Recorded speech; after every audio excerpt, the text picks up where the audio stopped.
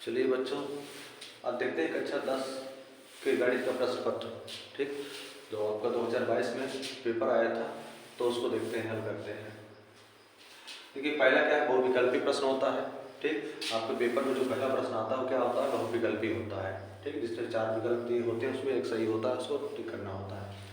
तो देखिए, पहला क्या दिया है, किसी धनात्मक पूर्णांक q के लिए प्रत्येक धनात्मक समपूर्णांक का रूप होगा। ठीक, विकल्प क्या दिया है, q-1, q+1, 2q, 2q+1। ठीक, q कोई भी धनात्मक पूर्णांक हो सकता है। ठीक, तो इनमें से चारों में से देखना कि कौन सा सम पूर्णांक का रूप है। तो q का मान चलो इसमें रखते हैं। q का मान अगर 0 लेते हैं तो क्या आएगा, ये -1 आएगा। अगर q का मान हम 1 लेते हैं तो क्या 0 आ जाएगा। अगर q का मान यहाँ पे 2 लेंगे तो कितना हो जाएगा, 2 में से 1 जाएगा 1। अगर q का मान 3 लेंगे तो कितना हो जाएगा, 3 में से 1 जाएगा 2। तो कहने का मतलब इसमें देखिए, ये विषम भी आ रही है, सम भी आ रही है, तो ये सम पूर्णांक का नहीं होगा। इसी तरह अगर इसमें हम 0 लेंगे q का मान तो 1 आएगा, 1 लेंगे तो 2 आएगा, 3 लेंगे तो 0 लेंगे तो 1 आएगा, और इधर 1 लेंगे तो 2 आएगा, इधर 2 लेंगे तो 3 आएगा। ठीक, इस तरह आप इसका मान बढ़ता चला जाएगा। तो देखिए, इसमें भी सम, वो विषम, सम विषम दोनों प्रकार की संख्याएं आ रही हैं, तो ये भी सम पूर्णांक नहीं होगा, सम वो। ठीक, और इसमें देखिए, अगर हम q का मान 1 लेते हैं तो 2 का 1 में गुणा करेंगे तो 2 आएगा।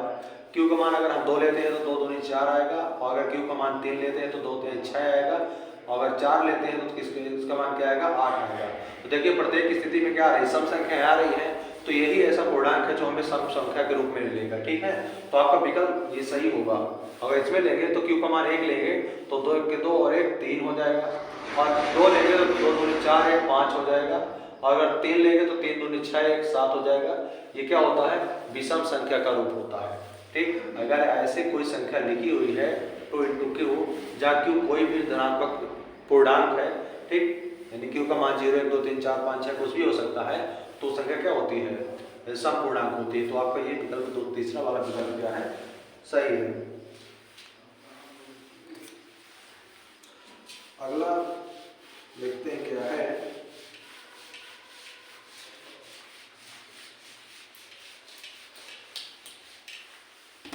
खा नंबर दिया है, बिंदु, 2 बिंदु दिया है। बिंदु A है जिसका निर्देशांक क्या है, 2 और -5, और एक दूसरा निर्देशांक क्या दिया है, B दिया है, जिसके निर्देशांक है -2 और 9। ठीक, से सम दूरस्थ x अक्ष पर, x अक्ष पर बिंदु, x अक्ष पर बिंदु होगा। ठीक, तो पहला विकल्प क्या है आपका, -7 0, दूसरा क्या है, -6 0, तीसरा विकल्प है आपका -2 0, और चौथा क्या है, 2 और 0। ठीक, तो देखिए, ये क्या होता है, इस तरह अगर ये आपका एक्सिस होता है, ये क्या होता है, x अक्ष होता है, ये क्या होता है, y अक्ष होता है। ठीक, तो x अक्ष पर यहाँ पे कोई एक बिंदु स्थित है, यहाँ पे कोई बिंदु स्थित है, x अक्ष में कह रहा है ना। ठीक है, इसके निर्देशांक क्या हो जाएंगे, अगर हम इसको b माने तो इसके निर्देशांक क्या हो जाएंगे, b तो दिया है ना, उसमें c मान लेते हैं, तो इसके निर्देशांक क्या हो जाएंगे, x अक्ष पर है तो y निर्देशांक क्या होगा, इसमें 0 होगा, तो x में x मान लेते हैं, और y में क्या है, ये 0 है। ठीक, और एक क्या निर्देशांक दिया है, a, x में 2 और y में क्या है, -5, तो x में 2 होगा, y में -5। ठीक, यहाँ पे कहीं होगा। ठीक, ये क्या है, a है, और b क्या है, x में -2 है, तो x में -2 कहाँ मिलेगा, इधर मिलेगा, और y में 9 यहाँ कहीं। ठीक, ये क्या है, b है। तो यहाँ से यहाँ तक की जो दूरी है और यहाँ से यहाँ तक की जो दूरी है, ठीक, ये दोनों आपस में क्या है, बराबर है, तो इसके निर्देशांक हमें निकालना है। ठीक, तो इसका मतलब क्या है, AC आपका, AC ये AC बराबर है किसके, BC के। तो बीच की दूरी वाला फार्मूला लगाएंगे और निकालेंगे कैसे होता है। तो बीच की दूरी का फार्मूला क्या होता है, ठीक। डी बराबर क्या होता है, ये होता है आपका x2 माइनस x1 का whole square plus y2 minus y1 का होल स्क्वायर। तो देखो AC को निकालना है अगर हमें, तो कहाँ गए AC, A की निर्देशांक क्या दिया है आपको 2 माइनस 5 और B की क्या दिया है -2 9।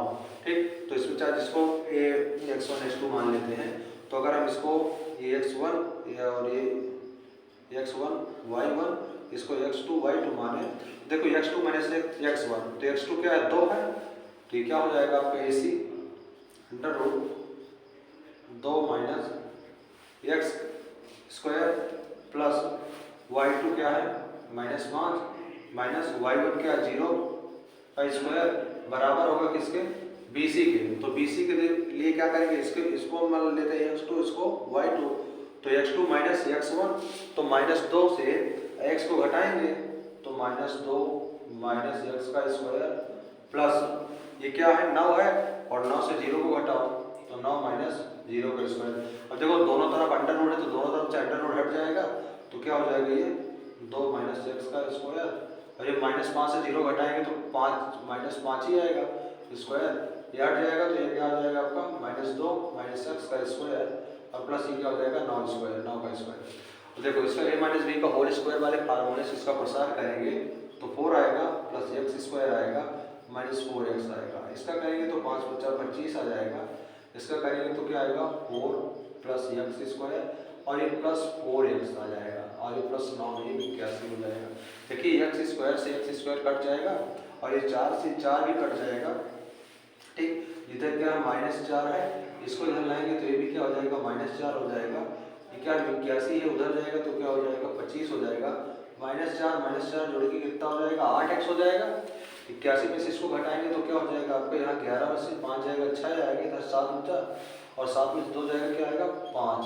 ठीक, तो क्या हो जाएगा ये आपका तो ठीक, तो क्या हो जाएगा इधर ये आपका 8x और ये बराबर -56 तो 8 × 56 तो x का मान क्या आ जाएगा x का मान -7 आ जाएगा। ठीक, तो -7 तो देखिए क्या निर्देशांक थे, निर्देशांक इसके क्या थे इधर होगा, x का मान माइनस में है तो ये बिंदु कहीं इधर होगा। ठीक है, ऐसे होगा। ठीक, यहाँ तो x और 0 तो x का मान क्या है -7 और y का क्या था 0 ही था, तो -7 और 0 कहाँ पे ये, तो ये विकल्प आपका क्या होगा सही होगा। आगे क्या है, अगला है आपका दो समरूप त्रिभुज है। ठीक, दो समरूप त्रिभुज है, उनके संगत भुजाओं का अनुपात दिया है, उनके क्षेत्रफलों का अनुपात निकालना है। मान लो आपको कोई दो त्रिभुज दिया है, ठीक है, एक त्रिभुज जैसे मान लो ये कोई त्रिभुज हो सकता है ABC और एक त्रिभुज दूसरा कोई त्रिभुज है ये PQR। देखिए तो एक संबंध होता है कि त्रिभुज ABC, यहाँ पे लिखो एरिया त्रिभुज ABC बटे एरिया त्रिभुज PQR बराबर होता है इनके संगत भुजाओं के स्क्वायर के। ठीक है, तो इसकी संगत भुजा क्या है AB बटे ये, इसकी संगत भुजा क्या होगी, इसमें से A होगी संगत भुजा। ठीक, यानी ये इसके संगत होगा और ये किसके इसके संगत होगा और ये क्या होगा इसके संगत होगा। तो AB बटे PQ का स्क्वायर, ठीक, ये बराबर होगा और यह तो AC बटे PR स्क्वायर होता है, या तो ये वाली भुजा BC बटे QR का स्क्वायर। ठीक, ये होता है। तो भुजाओं का अनुपात दिया है, तो मान लो क्या अनुपात दिया होगा, ये कहीं दिया होगा। ठीक, तो ये इन चीज़ों को इसको मिटा सकते हो। ठीक, इसको मिटाया जा सकता है। तो भुजाओं का अनुपात दिया है, वो किसका दिया है, इसमें संगत भुजाओं का अनुपात दिया है, तो किसका एरिया का अनुपात निकालना है। तो समरूप त्रिभुज की संगत भुजाएं त्रिभुज के क्षेत्रफलों का अनुपात। तो देखो AB का मान क्या दिया है 9 बटे और 4 स्क्वायर तो हमें क्षेत्रफल निकालना है, तो क्या हो जाएगा, स्क्वायर हो जाएगा 9 9 81 बटे 4 चौक 16। तो रेशियो अनुपात क्या आ जाएगा, 81:16। तो आप में जो तीसरा विकल्प इसमें है, तीसरा विकल्प है 81:16, तो आपका ये विकल्प क्या होगा, सही होगा। अगर क्षेत्रफल का अनुपात दिया होता तो वर्गमूल निकाल लेते, क्योंकि इसका अनुपात दिया है, तो अगर ए बी निकालेंगे अगर, तो ए बी बटे पी क्यू स्क्वायर बराबर एरिया ऑफ त्रिभुज ए बी सी बटे एरिया त्रिभुज पी क्यू आर। तो ये स्क्वायर हटेगा तो क्या हो जाएगा, ए बी बटे पी क्यू बराबर अंडर रूट के अंदर हो जाएगा ना ये, यानी इसका क्या निकालेंगे हम, स्क्वायर रूट निकालेंगे हम। ये अगर कहीं क्षेत्रफल दे दे और भुजाओं में अनुपात पूछे तो वर्गमूल निकालते हैं, अगर कहीं भुजाओं को दे दिया जाता है और उसके एरिया का अनुपात निकाल देते हैं तो उसका स्क्वायर कर देते हैं। ठीक, तो ये आएगा। अगला देखिए क्या है, अगला दिया है cos स्क्वायर थीटा का मान दिया है। ठीक, तो घ नंबर क्या दिया है, cos स्क्वायर थीटा बराबर दिया है 1/2। तो देखिए cos थीटा बराबर इसका वर्गमूल लेंगे तो √2 हो जाएगा। ठीक, अब देखिए cos थीटा में 1/2 किसका मान होता है, cos थीटा cos 45 का मान होता है 1/2। तो cos से cos कैंसिल हो जाएगा, तो थीटा बराबर क्या आ जाएगा, 45 डिग्री, ये हो जाएगा। हमें मान किसका निकालना है, साइन स्क्वायर थीटा, तो इसको हम लिख सकते हैं साइन थीटा का स्क्वायर, तो क्या हो जाएगा ये आपको साइन, और थीटा का मान क्या दिया 45 स्क्वायर, तो साइन 45 यानी साइन 45 का मान क्या होता है 1/√2 स्क्वायर, तो क्या हो जाएगा ये 1/2 √2 हो जाएगा, तो क्या आएगा 1/2 आएगा। तो इसका चौथा विकल्प 1/2 सही होगा। और देखिए अंगा नंबर देखिए, एक त्रिज्यखंड दिया है,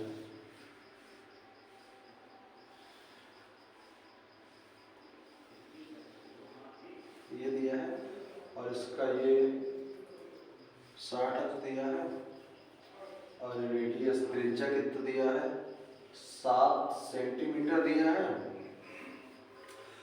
तो त्रिज्यखंड ओ ए बी, ये बी दिया है, हमें इस ओ ए बी ये पूरा त्रिज्यखंड का क्षेत्रफल निकालना है। तो त्रिज्यखंड का क्षेत्रफल निकालने का सूत्र क्या होता है, थीटा बटे 360 गुणे पाई आर स्क्वायर होता है।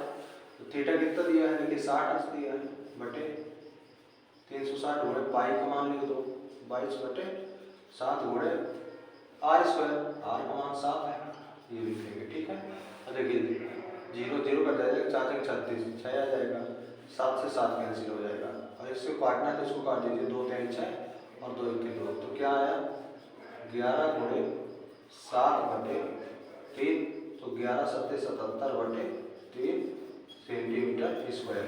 ठीक, तो इस कौन सा त्रिज्यखंड ओ ए बी की परिमाप ज्ञात करना है इसमें, शामिल। ठीक, परिमाप ज्ञात करना, हमें क्षेत्रफल निकाल दिया। चलो परिमाप देखते हैं इसका। ठीक, ये मैंने इसका क्षेत्रफल निकाल दिया था, इसका परिमाप ज्ञात करना है। देखिए परिमाप के लिए क्या होता है, ये माप और ये माप, इन सबको जोड़ेंगे तभी परिमाप निकलेगा। तो देखिए 7 सेंटीमीटर है, ये भी 7 सेंटीमीटर हो जाएगी, इसको जोड़ेंगे तो 14 सेंटीमीटर, ये तो हो गया। लेकिन इसका निकालना पड़ेगा ना हमें, ये अभी जो चाप है इसकी लंबाई निकालना पड़ेगा। तो देखिए चाप की लंबाई निकालते हैं, तो सूत्र होता है क्या होता है, चाप बराबर ये होता है कोण बराबर चाप बटा त्रिज्या। तो आपका ये कोण बराबर चाप बटे, चाप क्या हो जाएगा कोण गुणे त्रिज्या। ठीक, तो देखिए थीटा को क्या दिया है, कोण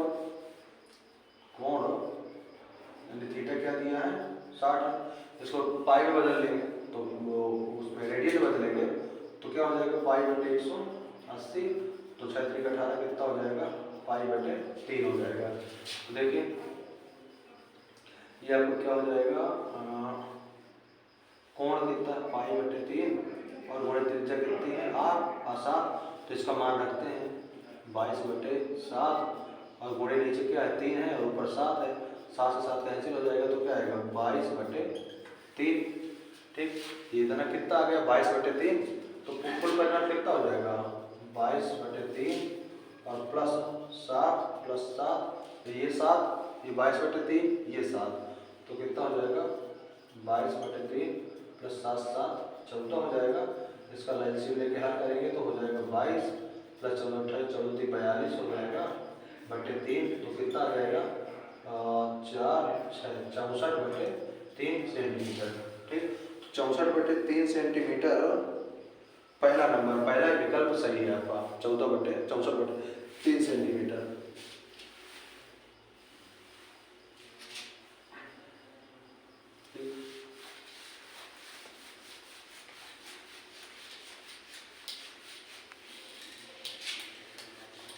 दूसरा देखते हैं प्रश्न। दूसरा में क्या है, देखिए चित्र बना है।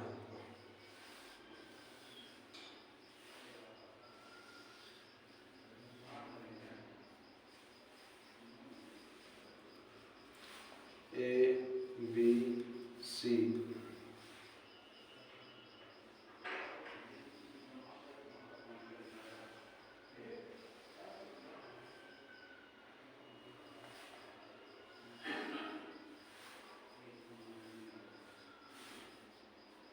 E है, D है, F है। ठीक, चित्र में दिया है कि DE, इसको सिद्ध करना है। ठीक है,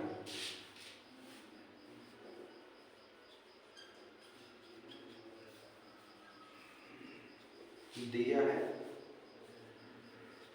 DE समांतर है AC के।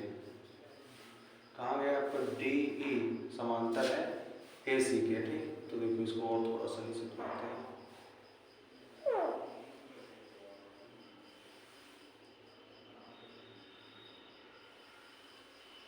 ये ठीक, और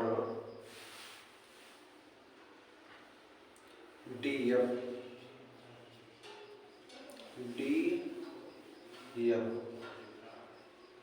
समांतर है AE के। ये DF समांतर है किसके AE के। तो हमें सिद्ध क्या करना है,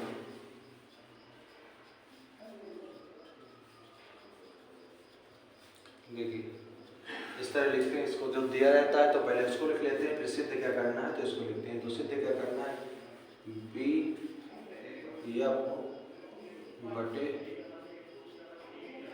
BF/FE बराबर BE/EC। ठीक, सिद्ध करना है कि BF कहाँ गया, BF/FE ठीक बराबर BE/EC।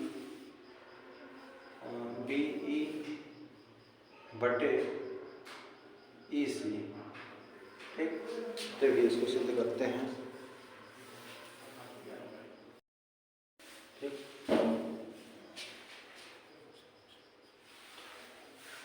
तो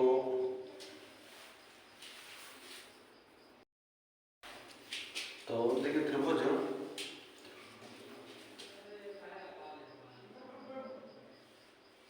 ABC, त्रिभुज ABC व त्रिभुज ADE में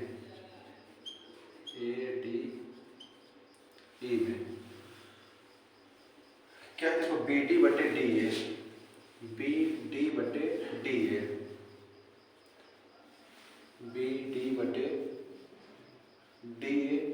ठीक, ये बराबर होगा आपका बी ई बटे ई सी।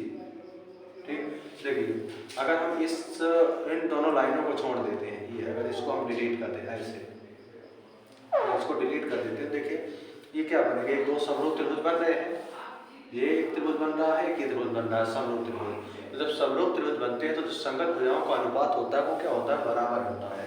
तो बी डी बटे डी ए इसको लिख सकते हैं और इसको बी ई बटे ई सी लिख सकते हैं। अब अगर इसको मिलाते हैं ये और ये, ठीक, इसको समीकरण 1 मान लीजिए। अब त्रिभुज, अब इसको छोड़ दीजिए, अब ये मानिए कि ये नहीं है और आपका ये नहीं है, ठीक। तो त्रिभुज ए बी ई, त्रिभुज ए बी ई हुआ त्रिभुज बी डी एफ में, बी डी एफ में, ठीक। तो देखो बी डी बटे डी ए बराबर बी एफ बटे एफ ई, ठीक।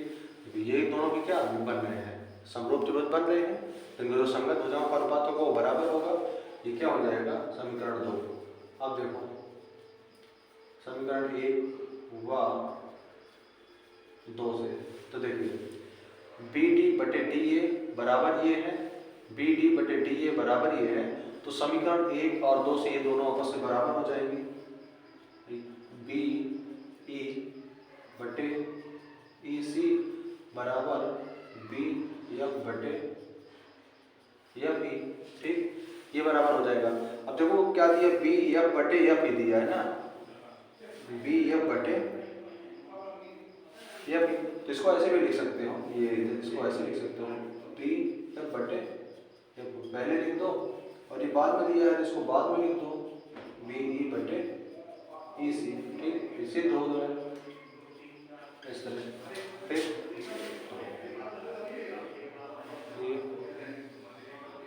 तो इस तरह पहले जो दिया रहता है उसको लिखते हैं, फिर जो प्रूव करना होता है, सिद्ध करना होता है उसको लिखते हैं, फिर उत्पत्ति लिखते हैं और जो जो ज्ञात होता है उस तरीके से जाते हैं और वहां तक पहुंचते हैं जो चीज हमें सिद्ध करना होता है, ठीक। अगला देखो कौन सा है,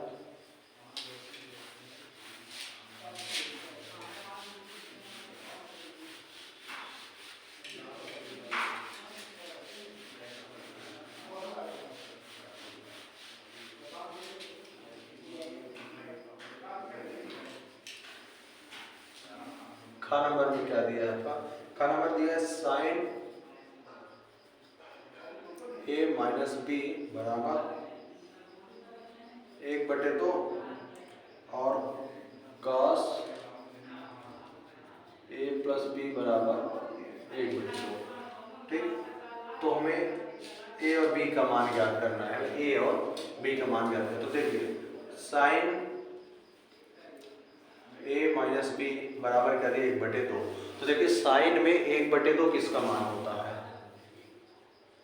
साइन में 1/2 आपका 30 अंश का मान होता है। तो देखो साइन से साइन कैंसिल हो जाएगा, तो क्या बचेगा आपका a माइनस बी बराबर 30 अंश, ये समीकरण 1 हो जाएगा।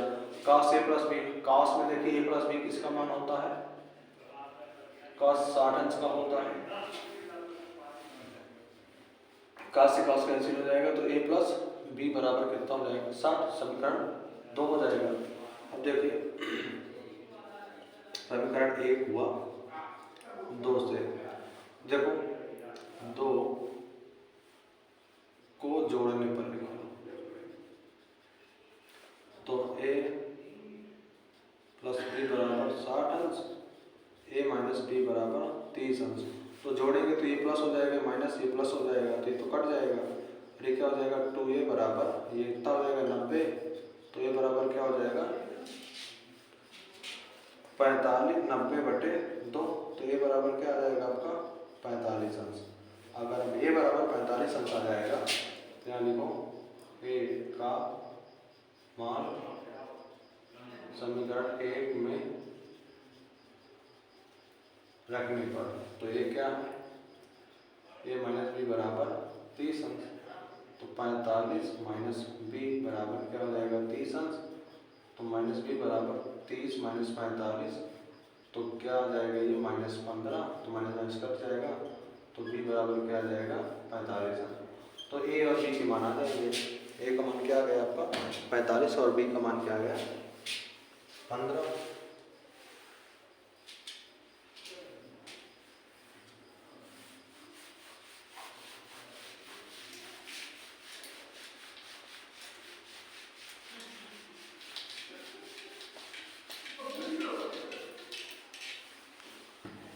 आगे देखते हैं ग नंबर क्या है। ग नंबर में एक शंक्वाकार बाल्टी के दोनों वृत्तीय सिरों की त्रिज्याएं, यदि बाल्टी की ऊंचाई तो बाल्टी की धारिता ज्ञात कीजिए। ठीक, ये ऐसे बाल्टी है कोई, ठीक, ये क्या है इसकी त्रिज्या दिया है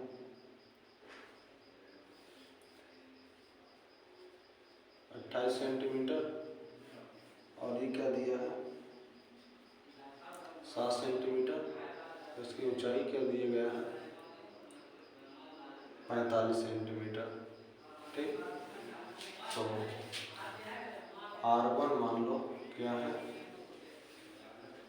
28 सेंटीमीटर, R2 7 सेंटीमीटर, H बराबर 45 सेंटीमीटर।